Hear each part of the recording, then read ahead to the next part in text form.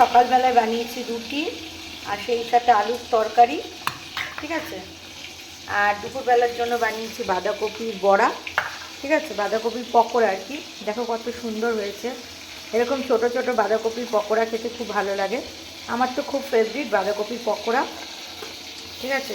সেই সাথে এখানে হচ্ছে বেগুন ভাজা, হ্যাঁ বেগুন ভাজা হচ্ছে। তো সেই সাথে এটা ডাল দিয়ে খাওয়া হবে আর কি। দেখো ডাল গাঢ় গাঢ় করে ডাল করে নিয়েছে, ডাল, হ্যাঁ। আর তার সাথে এখানে আছে ডিমের ঝোল, দেখতেই পাচ্ছ গড়গড়ে সুন্দর করে গাঢ় করে ডিমের ঝোল। তো তোমাদের লাঞ্চ মেনুতে কী কী হয়েছে অবশ্যই কমেন্টস করো, আর কে কে বাঁধাকপির পকোড়া খেতে ভালোবাসো সেটাও কমেন্টস করো। তো চলো তাহলে এই ভিডিওটা এখানেই থাকলো। তোমরা সবাই ভালো থেকো, সুস্থ থেকো, লাভ ইউ অল, টাটা। রোববারটা জমিয়ে খাও।